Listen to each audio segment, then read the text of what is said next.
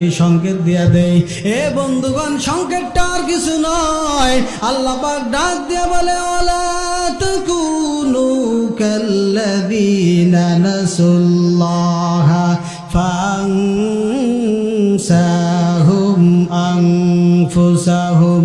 এ দুনিয়ার বান্দা বান্দিরা, তোমরা ভালো করে শুনে রাখো, তোমাদের পূর্বের ভাইদের মতো তোমরা আমি আল্লাহকে ভুলে যাও না। তোমাদের পূর্বের ভাইয়ের মতো আমার পাঠানো পয়গম্বরকে তোমরা ভুলে যাও না। তোমাদের পূর্বের ভাইদের মতো তোমরা আমি আল্লাহর বিধানকে ভুলে যাও না। তোমাদের পূর্বের ভাইয়ের মতো ইসলামের মধ্যে কখনো আঘাত আনবে না। যদি তোমরা তোমাদের ভাইদের মতো চলো, যদি তোমরা তোমাদের ভাইদের অনুকরণ করো, তাহলে কিন্তু আমি আল্লাহ রাব্বুল আলামিন তোমার জন্য শাস্তির ব্যবস্থা করে রেখেছি। পূর্বের যে ভাইয়েরা তোমার আসছিল, এই ভাইদের অনুসরণ তোমরা করিও না। যদি করো তাহলে তোমার জন্য শাস্তির ব্যবস্থা আছে। ঠিক কিনা বলে? এ মুসলমান বন্ধুগণ, একজন বাবার দুইটা সন্তান, বড় সন্তানকে কষ্ট করে লেখাপড়া করার পরে এই বড় সন্তানটাকে যখন চাকরি নিয়ে দিল, অনেক লাখ লাখ টাকা ব্যয় করে চাকরি নিয়ে দিল, কিন্তু এই বেচারা চাকরি পাওয়ার পরে আর বাবা মায়ের খোঁজ খবর নেয় না। ওর ওই দিকে যেখানে থাকে, যেখানে চাকরি করে, সেখানে একটা মেয়েকে বিয়া করে সেখানেই সংসার করে, কিন্তু বেটা একবারও বাবা মায়ের খোঁজ নেয় না। এমন সন্তান আপনাদের এলাকায় আছে না নাই? বাবা মা চিন্তা করে, আহারে এত কষ্ট করে সন্তানরা লেখাপড়া করাইলাম, এত টাকা খরচ করে চাকরি নিয়ে দিলাম, সেই সন্তান আজকে চাকরি করে টাকা কামায়, লাখ লাখ টাকা কামায়, কিন্তু বাবা মাকে আজকে দেখে না। কি কপাল পোড়া আমার হতভাগা। যাক, সে সন্তান গেছে তো কি, তাতে কোনো আফসোস নাই। আরও একটা তো সন্তান আছে, এটারে একটু যদি ভালো বানাইতে পারি, এটারে যদি একটু ভালো চাকরি নিয়ে দিতে পারি, তাহলে এই সন্তানটুকু আমাকে দেখতে পারে। এমন আশা করে কি করে না? এ মুসলমান বন্ধুগণ, দ্বিতীয় সন্তান যখন বড় হয়ে গেল, দ্বিতীয় সন্তানকে চাকরি নিয়ে দেওয়ার পরে সন্তানকে বাবা ডাক দিয়া বলে, ও বাবা, তোর বড় ভাইয়ের মতো তুই খবরদার জানি হয়ে যায় না। তুই যদি তোর বড় ভাইদের মতো হয়ে যাও, তুমি যদি তোমার বড় ভাইয়ের মতো হয়ে যাও, আমরা বাবা মায়ের যদি কোনো খোঁজ খবর না নাও, তোমার স্ত্রী সন্তান আর টাকা পয়সার মায়ায় পড়ে যদি আমাকে ভুলে যাও, তাহলে এই যে আমার যত সম্পত্তি আছে, এই একটা সম্পত্তির ভাগ কিন্তু তুমি পাবে না। কথা কোন ঠিক কিনা?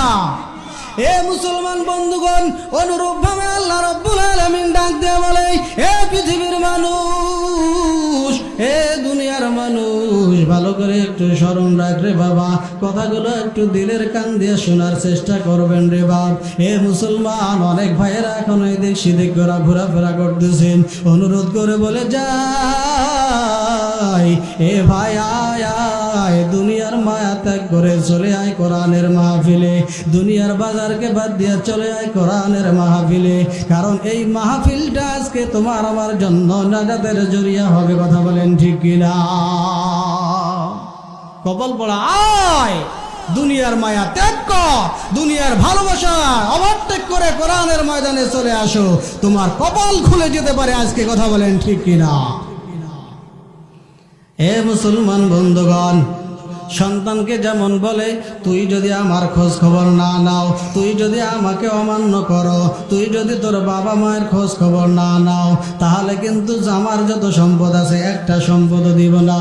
আল্লাহ পাক ডাক দিয়ে বলে, রে বান্দা, তুই ভালো করে মনে রাখবি, তোমার পূর্বের যে ভাইয়েরা জমিনের মধ্যে আসছিল, তারা যেমন পয়গম্বরকে মানে নাই, তারা যেমন পয়গম্বরের বিরোধিতা করছে, তাদেরকে আমি যেমন নীল দরিয়ায় চুবায়া ডুবায়া তাদেরকে যেমন আমি মারছি, অনুরূপভাবে তোদেরকেও কিন্তু এমনভাবে সাইজ করব। কথা বলেন ঠিক কিনা? হে মুসলমান বন্ধুগণ, একটু চিন্তা করে দেখেন। তাই তো আল্লাহ রাব্বুল আলামিন জানায়া দেয়, ওয়ালা তাকুনু কাল্লাযীনা নাসুল্লাহা ফাআনসাহুম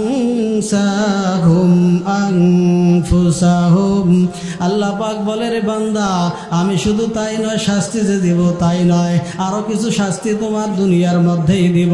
সেগুলো কি? যদি তুমি আমি আল্লাহর দেওয়া বিধানকে ভুলে যাও, যদি তুমি পয়গম্বরকে অমান্য করো, যদি তুমি আমার বিধানকে অমান্য করো, তাহলে তোর জন্য দুনিয়ার মধ্যে যে শাস্তি সেটা হলো ফাংসাহুম আনফুসাহুম, তোমাকে নিজেই নিজেকে আমি আল্লাহ পাক ভুলিয়ে দিব। প্রথম যে শাস্তি দুনিয়ার মধ্যে যে দিব, তার মধ্যে প্রথম যে শাস্তি সেটা হচ্ছে তোমাকে নিজেই নিজেকে ভুলিয়ে দেব। মানে তুমি যে কি করবা, কোথায় থাকবা, কোন কাজে ব্যয় করতেছো সময়কে, এটা তুমি নিজেও বুঝতে পারবে না। এমন মানুষ সমাজে আছে না নাই? সে নিজে মুখ দিয়ে কি বলে সে নিজেও জানে না। এরকম ব্যক্তি নাই সমাজে? আছে না নাই? আছে না নাই? আমার কথা বোঝা যায়? বোঝা যায়? আমি কিন্তু অনেক দূরের লোক না, অন্য ডিস্ট্রিক্টের না, এই আপনাদের এই এলাকার রংপুর জেলার। সুতরাং কথা বুঝতে কোনো সমস্যা না হওয়ার এই কথা, ঠিক না? তারপরেও আমি এমনভাবে কথা বলতেছি যাতে করে আপনারা বুঝতে আপনাদের সহজ হয়, বুঝতে পারেন। এইভাবে ইনশাল্লাহ বল।